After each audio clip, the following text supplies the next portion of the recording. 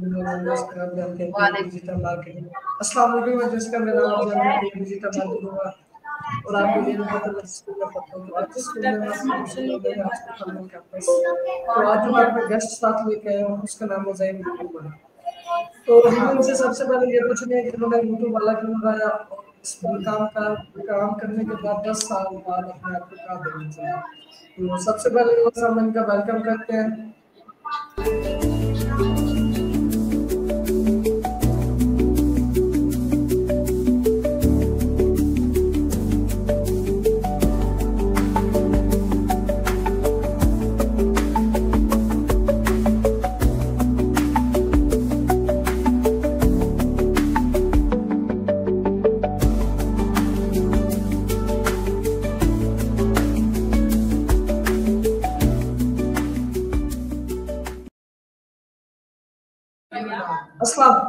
अस्सलाम वालेकुम ज़ैन भाई। वालेकुम अस्सलाम। ज़ैन भाई क्या हाल है आपके? जी मैं ठीक, आप सुनाएं।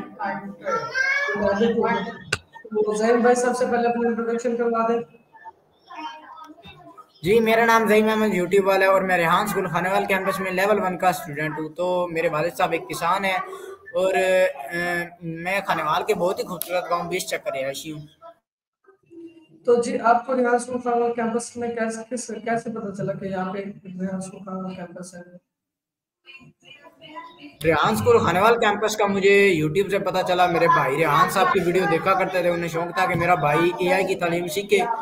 तो उनकी वीडियो वो देखा करते थे, तो उनकी वीडियो में उन्होंने बताया कि ये रेहान स्कूल यानी कि डिजिटल स्कूल है, वहाँ पर हम बच्चों को तालीम देते हैं। तो वहाँ पर जो उन्हें इंट्रोड्यूस करवाया वो स्कूल था कुरंगी कैंपस। तो उन्होंने मेरा कुरंगी में एडमिशन भी करवा दिया था।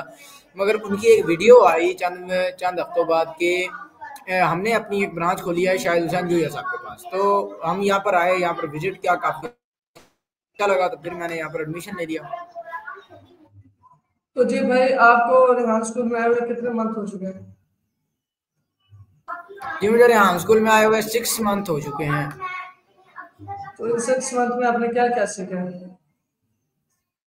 मैंने 6 मंथ में बहुत कुछ सीखा, जैसा कि इंटरव्यू देना, कॉल एनी टेडक्स वीडियो, उसके बाद कॉन्फिडेंस बिल्डिंग मैंने रेहान स्कूल से की है। कैनवा पोस्ट यानी कि यूट्यूब थंबनेल जिसमें आता है, वीडियो एडिटिंग अब मैं सीख रहा हूँ। उम्मीद करता हूँ कि वीडियो एडिटिंग में जल्द सीखूँ। तो ज़ैन भाई सबसे पहले मेरी एक क्वेश्चन आपसे, क्या कैनवा क्या होता है? कैनवा एक ग्राफिक डिज़ाइनिंग टूल है जिसके ज़रिए हम ग्राफिक डिज़ाइनिंग कर सकते हैं, यानी कि किसी किस्म की भी यूट्यूब थंबनेल भी हम कैनवा के ज़रिए बना सकते हैं। और भी बहुत ज़्यादा चीज़ें हैं जो हम कैनवा के ज़रिए बना सकते हैं, जैसे कि हम अपनी कैनवा पोस्ट बनाते हैं, उनका नाम भी कैनवा पोस्ट के तौर पर दिया गया है क्योंकि हम वहाँ पर कैनवा पोस्ट बनाते हैं। तो ये इसके अलावा आप ये मुझे बताएं कि आप वीडियो एडिटिंग कर लेते हैं? भैया भाई ज़रा आप वाज़ह बात करें, ज़रा ऊंचा बात करें, मुझे आपके सवालों की समझ नहीं आ रही। जी भाई मैं ये कह रहा था कि आपको वीडियो एडिटिंग करनी आती है?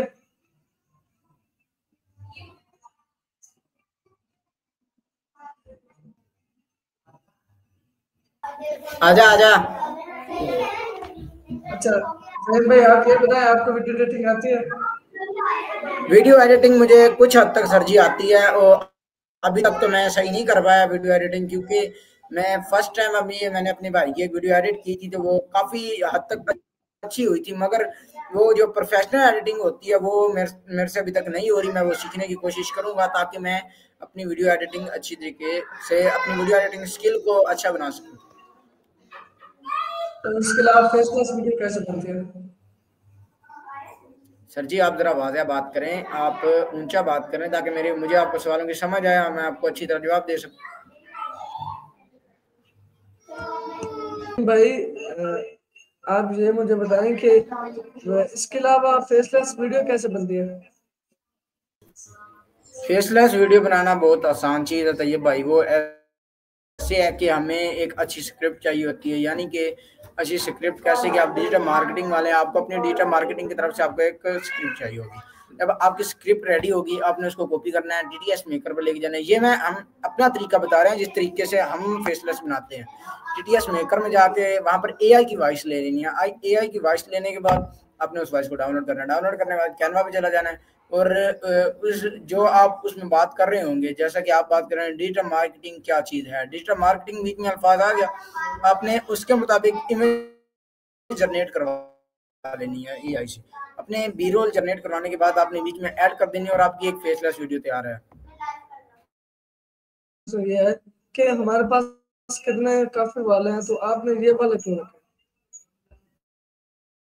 यूट्यूब वाला चुनने के लिए मेरे पास यानी कि एक बहुत बड़ी वजह थी, वो ये थी कि जब मैं रेहान स्कूल में नहीं आया था तो मुझे एआई और सोशल मीडिया के बारे में नहीं पता था। तो फिर रेहान स्कूल खानवाल कैंपस में आने से पहले मेरे भाई ने जो मुझे पहला एआई टूल मुतारफ़ करवाया, यानी एआई टूल नहीं सॉरी, जो चीज़ मुझे मुतारफ़ करवाई वो थी यूट्यूब। यूट्यूब मुतारफ़ करवाने के बाद उन्होंने ये किया कि उन्होंने फिर मुझे बताया कि यहाँ से ना पैसे भी कमाए जा सकते हैं। मेरा ध्यान उसकी तरफ बढ़ा, तो फिर मैंने जब उस पर रिसर्च किया तो इसके कुछ बेनिफिट्स भी बहुत ज़्यादा अच्छे हैं कि यूट्यूब के ज़रिए हम बहुत सी चीज़ें सीख सकते हैं।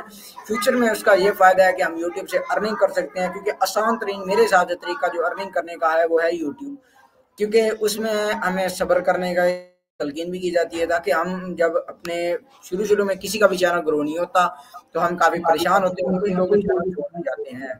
तो अगर वो टिके रहे तो बहुत ज़्यादा आगे जा सकते हैं, अर्निंग कर सकते हैं, अपना नाम बना सकते हैं, अपने चैनल को वायरल करा सकते हैं। क्वेश्चन ये है कि इससे पहले जब आप रेहान स्कूल पहली मरतबा आए तो आपको कैसे लगा? रेहान स्कूल पहली मरतबा जब मैं आया तो काफ़ी डरा हुआ फील किया मैंने खुद को, काफ़ी लो कॉन्फिडेंस और काफ़ी वो जिस तरह वो कहते हैं ना बिल्कुल नाकारा इंसान, ऐसा मैंने खुद को फील किया। क्योंकि जब मैं यहाँ पर आया, यहाँ पर बच्चा था एक ज़ैन मुनीर, वो उसकी उम्र तकरीबन 8-9 साल हो गई और मेरी उम्र 15 साल थी। तो वो बच्चा इतना कॉन्फिडेंट बोल रहा था, मैंने बात की, वो बच्चा कैनवा पोस्ट भी बना रहा था, फेसबुक भी बना रहा था। तो मैं था देहात का रहने वाला जिसने कभी लैपटॉप को हाथ नहीं था लगाया। तो मैं उनको देख के काफ़ी परेशान था, ये क्या चीज़ें हैं यार, ये बच्चे हैं क्या है? इतनी बात मैं कहता हूँ, इतने कॉन्फिडेंस से बात मैं बड़े लोग भी नहीं कर पाते अक्सर। बड़े-बड़े एजुकेटिव लोगों को मैंने देखा है, जब बात करने की बारी आती है तो वो अपना सर झुका जाते हैं। तो जब मेरे साथ भी ऐसे हुआ, हालांकि मैं स्कूल अच्छे स्कूलों में पढ़ता रहा, शहरों में पढ़ता रहा, मगर फिर भी मैं काफ़ी यानी कि लो कॉन्फिडेंस था। तो तब मैंने ऐसा फील किया कि जैसे ज़हीम तूने तो अभी तक कुछ सीखा ही नहीं। जी, मेरा अगला प्रश्न आपसे यह है कि आपको कभी एक ऐसा मौका मिले आप जानवर से बात करें, तो वो कौन से जानवर के साथ आप बात करोगे? जी, वैसे मेरा फेवरेट जानवर तो है वुल्फ यानी कि भेड़िया। उसमें कुछ सलाहियतें हैं जिसकी वजह से मैं उसको काफ़ी ज़्यादा पसंद करता हूँ। सबसे बड़ी जो उसके अंदर सलाहियत है ना, वो गुलामी नहीं करता। तो वैसे अगर मैं जिस जानवर से बात करना चाहूँ और उससे पूछना चाहूँ तो वो है हाथी। हाथी से मैं ये पूछना चाहूँगा कि इतना पावरफुल है तू और तेरे पास पावर है, तेरे पास यानी कि पूरी सोसाइटी है और तू अकेला खड़ा हो जाए ना, तो अगर तू एक अपनी सूंड उठाकर ऊंची आवाज़ देना तो तेरी आवाज़ से जंगल डरता है, यानी कि जंगल भी कांपता है। तो तूने अपनी ज़िंदगी में कौन सी ऐसी मिस्टेक कर दी थी कि तेरे से शेर आगे बढ़ गया? हालांकि वो तेरे से वजन में भी कम है, ताकत में भी कम है बहुत ज़्यादा, यानी कि उसके अंदर इतनी वो भी नहीं है खूबियाँ। तो तूने ऐसी कौन सी गलती कर दी कि उस गलती का शेर ने फायदा उठाया और वो जंगल का बादशाह बन गया? आपने बहुत अच्छे जवाब दिए। इससे अगला मेरा ये प्रश्न आपसे है कि आपको कभी वजीर आजम बनने का मौका मिले तो आपको क्या फायदा, उस टाइम का क्या फायदा? वज़ीर आज़म अगर मुझे बनने का मौका मिले तो मैं पाकिस्तान का वज़ीर आज़म बन जाऊँगा। तो उसके बाद क्या है, मैं पाकिस्तान में के लिए कुछ ऐसे फ़ैसले लूँगा जो पहले तारीख़ में कभी नहीं लिए गए थे। यानी कि जैसे हमारे काफ़ी मसाइल हैं, तालीमी मसाइल हैं, उसके बाद ऐसे मसाइल हैं जिनकी वजह से हमारे नौजवान जो गलत रास्तों पे चल रहे हैं, यानी कि उन्हें नौकरियाँ नहीं मिल रही तो वो बेचारे चोरी चकारी करते हैं। तो मैं कुछ ऐसे स्टेप फॉलो करूँगा कि जिससे हमारे पाकिस्तान तरक्की के राह पर जाए, हमारा हर नौजवान जो कि किसी चौक में ना बैठा नजर आए, हमेशा अपनी एक दफ्तर की कुर्सी पर बैठा नजर आए।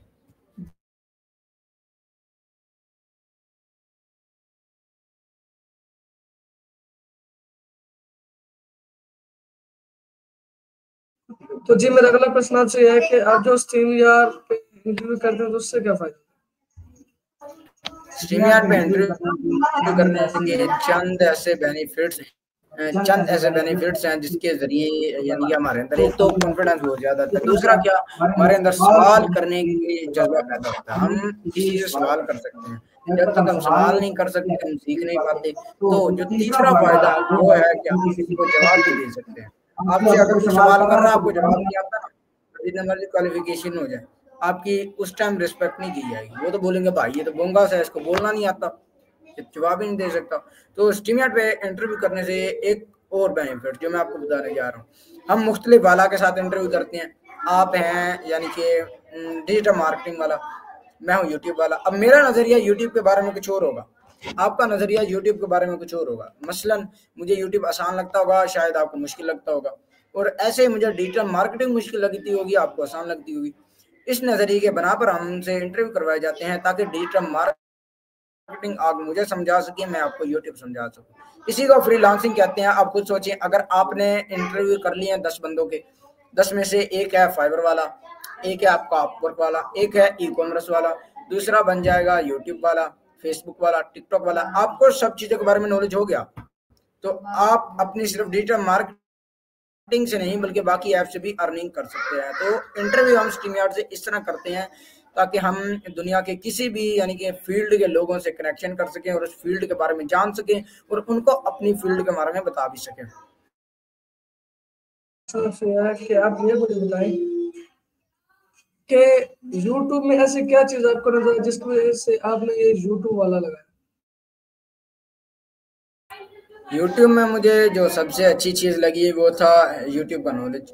यानी कि YouTube अपने आप को खुद सिखाता है और भी चीज़ें सिखाता है, और वहाँ पर यानी कि बंदा इंजॉयमेंट के साथ साथ अपना यानी कि वहाँ पर अर्निंग भी कर सकता है। अर्निंग और सबसे बड़ी बात वो सब्र करना सिखाता है। आप ये हर क्रिएटर के साथ ऐसा हुआ है, फैसल शबीर को देखें आप, और भी बहुत ज़्यादा क्रिएटर हैं। आप एक चैनल है सुनो देखो और जानो, जब उनकी पहली वीडियो अपलोड हुई थी तो 2-3 व्यूज़ थे, सब्सक्राइबर का कोई नामो निशान नहीं था। महीनों तक मेहनत करने के बाद उन्हें महीनों तक सालों तक बल्कि मेहनत करने के बाद अब उनके 2 पॉइंट तकरीबन मिलियन यानी कि उनको लग चुका है। ऐसे ही जो क्रिएटर हैं वो सब्र करना सिखाते हैं। कुछ लोग सब्र नहीं कर पाते तो वो अपना यानी कि नहीं कर पाते, अपना यूट्यूब में कामयाब हरगिज़ नहीं हो पाते। तो उसके बावजूद जो एक और चीज़ मुझे अच्छी लगती है वो ये है कि यूट्यूब से हमें स्किल्स भी बहुत ज़्यादा मिलती हैं। बस हमें 1 मिनट की ब्रेक लेते तो ब्रेक के बाद हम मिलते हैं आपके साथ।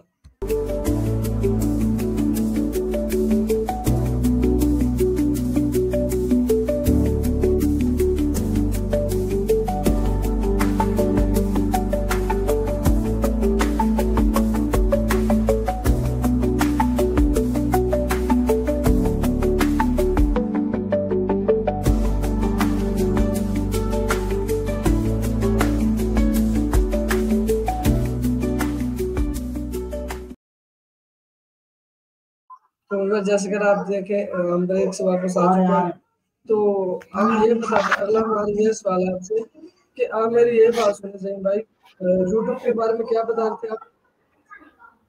मैं यूट्यूब के बारे में आपको यानी कि चांद बता रहा था कि आपने पूछा कि आप यूट्यूब में सबसे चीज़ अच्छी लगी जिसमें आपको यूट्यूब वाला या यूट्यूब मैंने आपको चंद बताई थी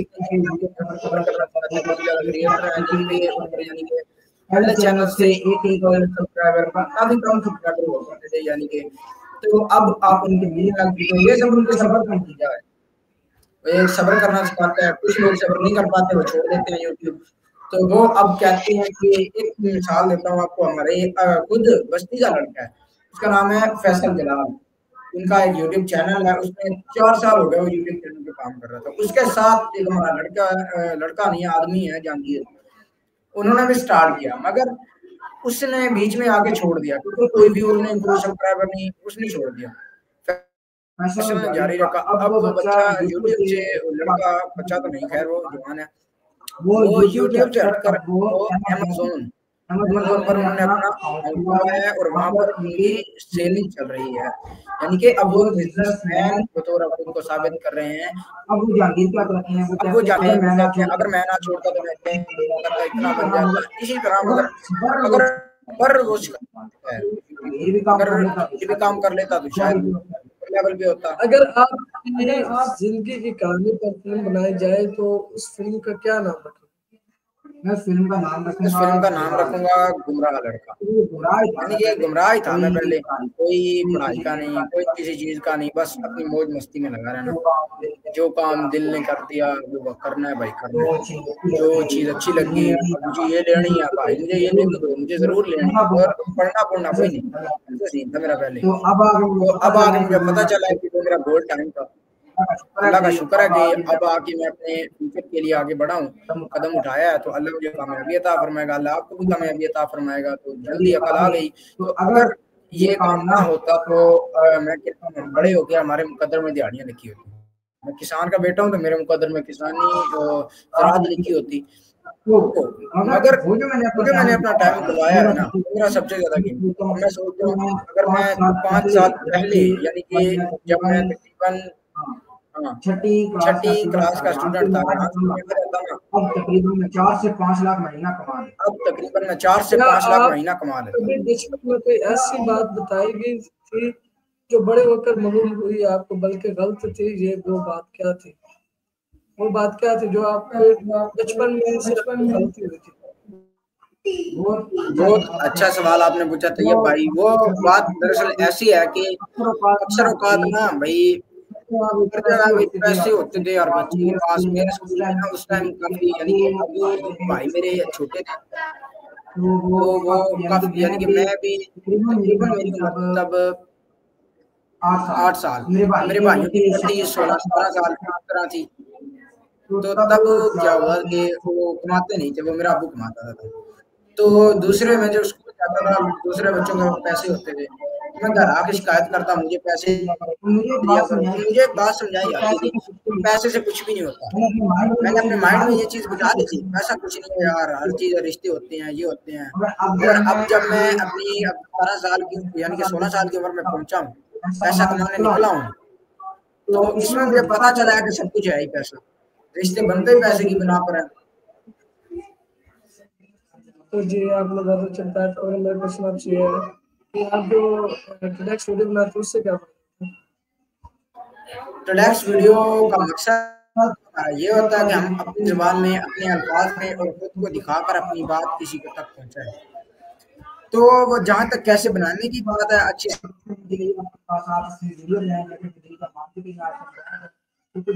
कैसे चलता है, इस तरह का अपने चेहरा दिखाकर वो आपको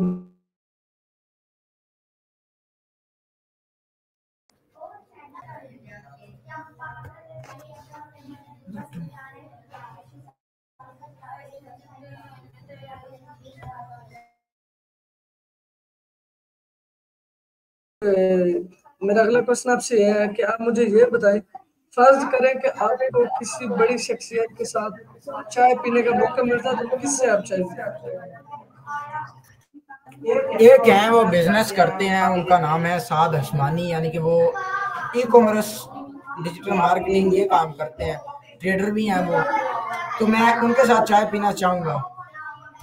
जी मेरा अगला उसकी वजह क्या? उसके अलावा किसी के साथ नहीं मिल वजह ये है कि मैं उन्हें देखता हूँ, उनकी रील्स वगैरह और लॉन्ग वीडियोस भी देखता हूँ, तो मुझे काफ़ी ज़्यादा मोटिवेशनल हासिल होती है और मैं उनके जैसा बनना चाहता हूँ। क्योंकि वो एक गरीब लड़के थे, जब वो पाकिस्तानी थे, हालांकि जब वो, अब वो अमेरिका में रहते हैं, जब वो यहाँ से निकले थे ओनली ओनली $300 उनके पास थे बस। बाकी उन्होंने वीज़ा उधार पे लेके गए थे, अल्लाह के आसरे पर वो गए थे। और आज अल्लाह के करम से उनके पास लग्जरी गाड़ियां हैं, सबसे ज्यादा लग्जरी गाड़ी, वो गाड़ी उनके पास है जो दुनिया के अमीर तरीन आदमी अलोन मस्क के पास है। तो इसका मेरा ये क्वेश्चन आपसे है कि आप ये मुझे बताएं कि अगर इंसान जो हमारी पूरी कौम है पाकिस्तानी एक हफ्ते के लिए झूठ बोले तो पाकिस्तान में क्या झूठ ना बोले। ओ सॉरी, मेरा क्वेश्चन ये था कि पाकिस्तान एक हफ्ते के लिए सच बोले तो पाकिस्तान में क्या तब्दीली आ जाएगी? बहुत तब्दीली आएगी। कैसे? बहुत ज्यादा तब्दीली आएगी। ऐसे सारे झूठ बोलना छोड़ देंगे। आजकल तो सारे गुनाह झूठ के बिना पर है। जब वो झूठ बोलना छोड़ देंगे तो वो एक अच्छे इंसान की तरह जिंदगी गुजारेंगे, अपनी तिजारती मामलात में लेन देन अच्छा करेंगे, तो काफी इसके यानी कि वो होंगे बेनिफिट्स आएंगी, काफी ज्यादा अच्छा दुनिया का माहौल बन जाएगा, इस्लाम लगेगा जिस तरह पूरी दुनिया में छा गया। तो जी आपने बहुत अच्छा बताया। तो अगला मेरा क्वेश्चन ये आपसे है कि व्यूअर्स, मुझे लगता है ज़हीन भाई के नेट चले गए, तो अभी देखते हैं उनके नेट का क्या इशू है, तो हम थोड़ी सी बाद में जैसे कि ज़हीन भाई आपने बहुत ही अच्छा मेरे व्यूअर्स को बताया होगा, और जो मुझे यार नॉलेज नहीं था यूट्यूब के बारे में वो भी बहुत शुक्रगुजार मैं। आपने बहुत ही कीमती वक्त से मुझे थोड़ा सा वक्त दिया जो हमारे आपके साथ इंटरव्यू करने का मुझे मौका मिला। तो आप ये मुझे बताएं मेरे व्यूअर्स को लास्ट में क्या पैगाम करेंगे?